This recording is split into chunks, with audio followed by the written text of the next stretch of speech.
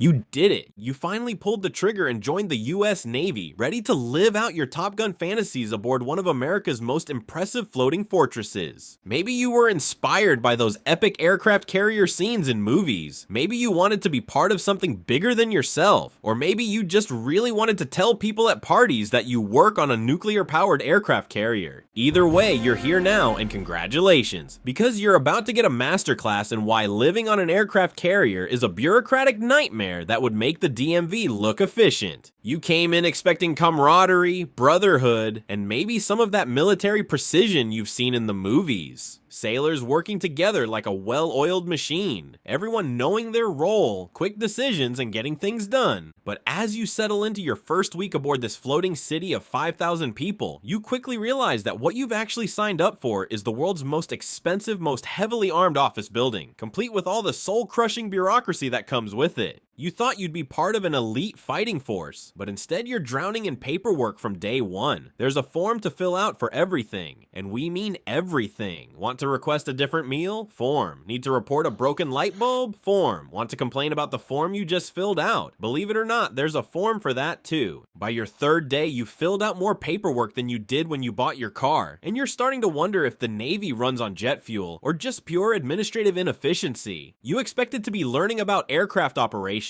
radar systems, or at least something remotely related to the massive fighter jets screaming overhead. Instead, you're in your fourth mandatory briefing about proper email etiquette and why you need to attend a meeting next week about scheduling the monthly safety meeting. And that's when it hits you. You haven't actually done anything that feels remotely military yet. You've just been shuffled from one office to another, filling out forms and listening to presentations about filling out forms. But surely this is just the initial onboarding process, right? Things will get better once you actually start doing your job, right? Well, as you're about to discover, the bureaucratic nightmare is just getting started. Well, as you quickly learn, the bureaucratic maze you've stumbled into makes corporate America look like a streamlined startup. Every single task, no matter how simple, requires multiple approvals, 3 different signatures, and at least 2 meetings to discuss why you need the meetings. You want to requisition a new pen because yours ran out? That's going to require a DD-1348-6 form, approval from your immediate supervisor, a justification letter explaining why you can't just ask someone to borrow theirs, and a 2-week waiting period while it gets processed through the supply chain. And God forbid you fill out the form wrong, because then you get to start the whole process over again, plus attend a mandatory proper form completion seminar that somehow takes 3 hours to explain how to write your name in the correct box. But the real nightmare isn't just the paperwork, it's the sleep deprivation that comes with the Navy's brilliant scheduling system. See, aircraft carriers operate 24/7, which means someone decided that the best way to manage this is to create the most confusing shift rotation known to mankind. You'll work 12 hours on, 12 hours off, but those 12 hours off include time for meals, mandatory training, cleaning duties, and oh yeah, trying to sleep while 80 fighter jets are landing on the roof of your bedroom. The ship never sleeps, and neither will you. There's always an alarm going off somewhere, someone running down the corridor outside your rack, or the lovely sound of the ship's announcing system crackling to life at 3 a.m. to remind everyone about tomorrow's mandatory briefing on the importance of getting enough sleep. After about a week of this, you start to feel like you're living in some kind of bizarre social experiment designed to test how long humans can function on 4 hours of broken sleep and pure frustration. And speaking of frustration, let's talk about your complete disconnection from the outside world. You thought you'd be able to stay in touch with family and friends, maybe post some cool photos of jet fighters on social media, show everyone how awesome your new military life is. Nope. Internet access is more restricted than a maximum security prison. Your phone is basically a paperweight most of the time, and when you do get a few minutes of Wi-Fi, it's slower than dial-up from 1995. Forget about video calls home. You'll be lucky if a text message goes through. You're completely cut off from everything and everyone you care about, floating in the middle of the ocean with 5,000 strangers who are just as miserable as you are.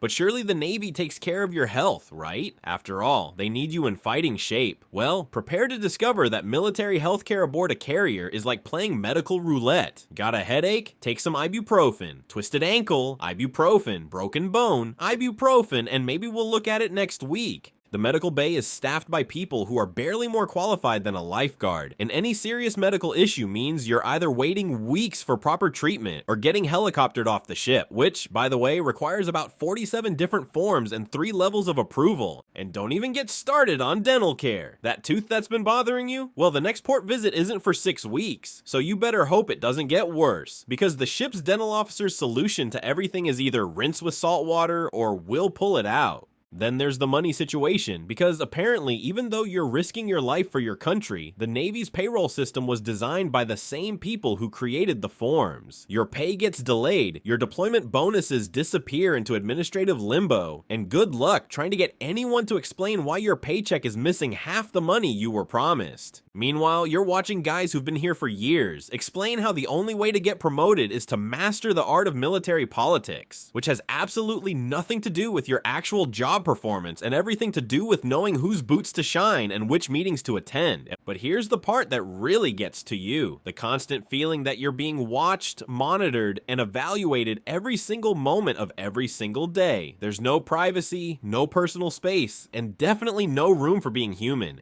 Every single thing you do is logged, recorded, and filed away in some database that will follow you for the rest of your naval career. Make one mistake on a form, it's in your permanent record. Show up 2 minutes late to a meeting, documented. Have a bad attitude about filling out your 47th form of the week, that's going in your file too. And here's the kicker that really starts to mess with your head as you lay in your rack listening to the constant hum of machinery and footsteps above you. You're stuck in this system for years. That contract you signed, it wasn't just a job application, it was a legally binding commitment to endure this bureaucratic hell for the next 4 to 6 years of your life. You can't just quit when you've had enough. You can't transfer to a different department when the paperwork gets too ridiculous. You can't even call in sick without filling out the proper forms and getting approval from 3 different people. You're trapped on a floating office building in the middle of the ocean, surrounded by people who are just as frustrated as you are, all of you counting down the days until your contracts expire, and you can return to the civilized world where ordering a coffee doesn't require a requisition form. That's right, you've joined what's essentially the world's most expensive, most heavily armed corporate bureaucracy, and you're stuck here, whether you like it or not. And that's just one of the many reasons you're starting to learn that life aboard a carrier really sucks. Maybe you're watching this from a carrier right now. In that case, you're probably procrastinating on filling out some form or avoiding another mandatory meeting. So why not watch why living on a submarine sucks and find out why you're lucky to be on a carrier? Either way, you can't lose, so click one now.